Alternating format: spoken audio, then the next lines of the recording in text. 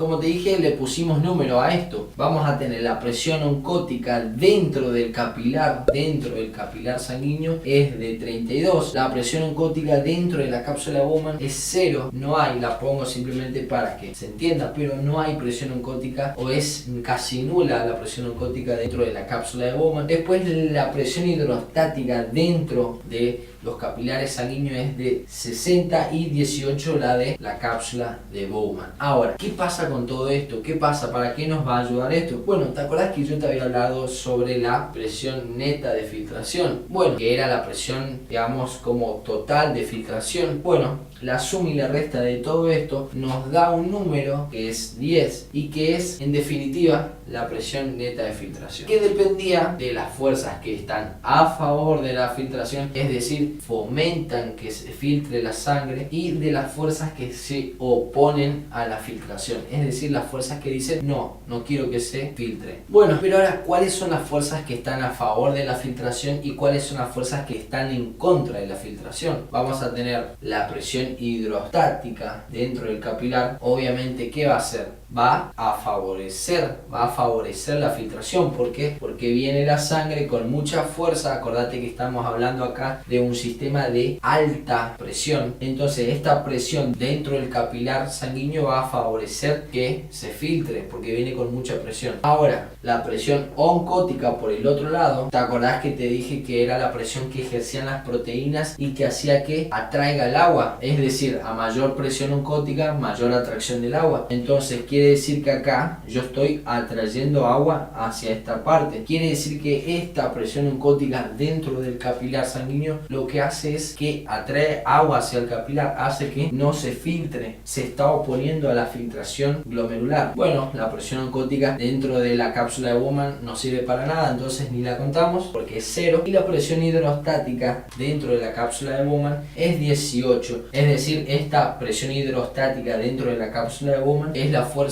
que se está oponiendo a la filtración. Entonces, ¿cuáles son las fuerzas que favorecen y cuáles son las fuerzas que se oponen? Bueno, vamos a ver. Las fuerzas que favorecen, entonces vamos a tener a la presión hidrostática del capilar, a la presión oncótica de la cápsula de Bowman, pero no sirve para nada. Vamos a poner 60, entonces la presión hidrostática más la presión oncótica, que en realidad es 0. Estas son las fuerzas que favorecen. Ahora, ¿cuáles son las fuerzas que se oponen a la filtración? Bueno, la presión oncótica dentro del capilar es de 32 y la presión hidrostática dentro de la cápsula de Bowman, que es de 18. Bueno, ¿cuál es el resultado final de esto? Es este valor, es 10. Quiere decir que este valor, el de 10 milímetros de mercurio, es la presión neta de filtración, y tengo 10 a favor de la filtración. Por eso es que se filtra la sangre y no se hace lo contrario. No es que se opone, no es que no se filtra, sino que gracias a estos 10 milímetros de mercurio que resulta, digamos, de toda esta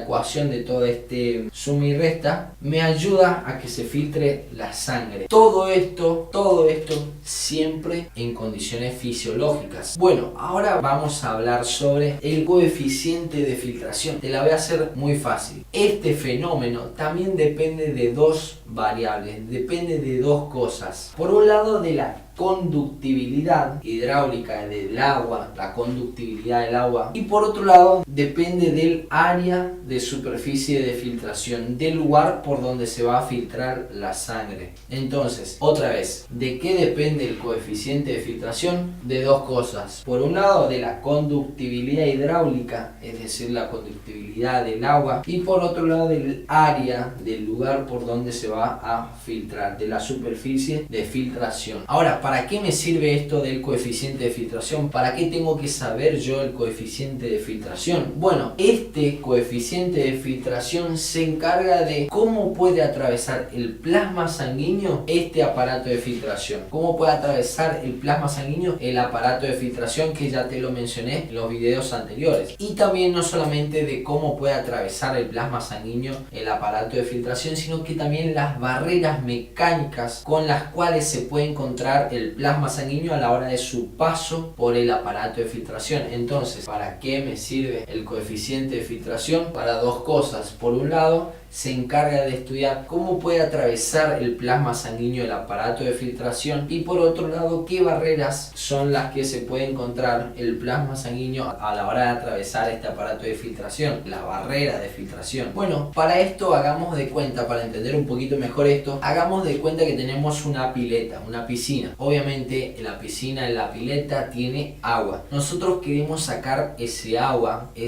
llámese plasma sanguíneo de la piscina, de la pileta. Pero ahora, normalmente ¿por dónde se saca el agua o por dónde se filtra el agua de una pileta? Bueno, normalmente las piletas entonces tienen lo que conocemos como rejillas. ¿Te ubicás o no? ¿Te acordás? Esta rejilla sería lo que conocemos como el aparato de filtración. Entonces, esta rejilla sería el aparato de filtración. Entonces, tenemos la pileta, nosotros queremos sacar el agua, que sería el plasma. ¿Por dónde lo vamos a hacer? Por ese sacar el agua es filtrar en realidad. ¿Por dónde lo vamos a hacer? Por la rejilla, que sería el aparato de filtración. Podemos tener rejillas que son así, que tienen una superficie grande y que tienen muchos orificios, o si no, del mismo tamaño pero con orificios un poco más grandes. Pero ahora, la pregunta es la siguiente: ¿por cuál de estas dos rejillas crees que va a pasar más agua? ¿Por esta o por esta? ¿Por cuál va a pasar más agua? Obviamente, si pensaste que la mayor cantidad de agua que se va a filtrar va a ser por esta, estás en lo correcto.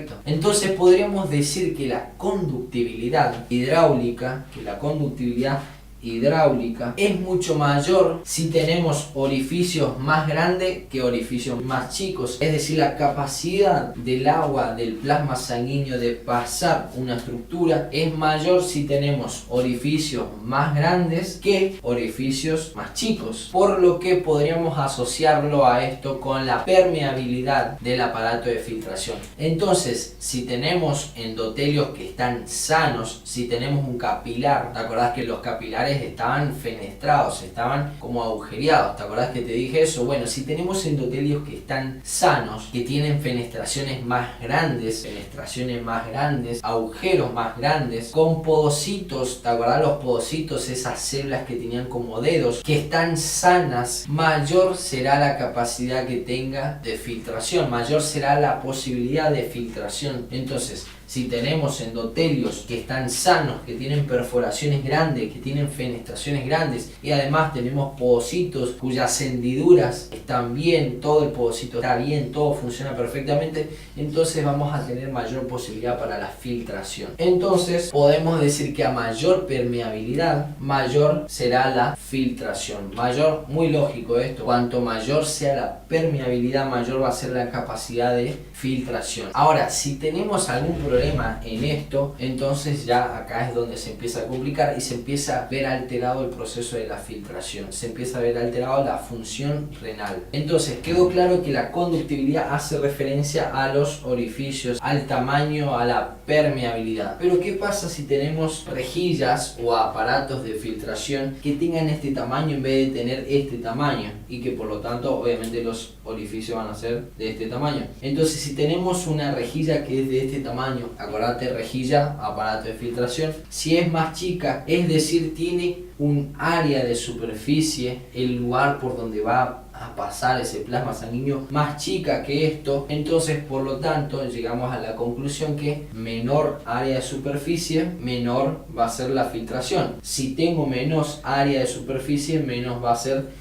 la capacidad de filtración. Es muy diferente si yo tengo una superficie de filtración de este tamaño. Si yo tengo una rejilla de este tamaño, ¿por dónde crees que va a pasar más plasma sanguíneo, más agua? ¿Por este o por este? Bueno, muy lógico, obviamente va a pasar por este. Entonces, a mayor permeabilidad, mayor tamaño de los orificios, mayor va a ser la filtración, y a mayor superficie, mayor va a ser la capacidad de filtración. Entonces llegamos a la conclusión que tanto la permeabilidad que está asociada a la conductividad hidráulica, como la superficie, el área de superficie de filtración, son muy importantes en lo que es el proceso de filtración, en el proceso de filtración glomerular. Por eso es es importante tener en la cabeza que tanto la permeabilidad como el área de superficie van a influir sobre la filtración glomerular. Si yo modifico la permeabilidad o modifico el área de superficie, indefectiblemente se va a modificar la filtración glomerular. Si yo modifico las fuerzas que van a intervenir en el proceso de filtración, también se va a modificar la filtración glomerular. ¿Y por qué es importante? Bueno, porque hay situaciones clínicas en donde el riñón pasa de estar en un proceso de filtrar espectacular, que tenía permeabilidad espectacular, que tenía un área de superficie recopada, a tener alteraciones en todo esto o en las fuerzas de filtración, y obviamente se va a alterar el filtrado glomerular. Es muy importante que tengas esto en la cabeza. Nos vemos en los próximos videos.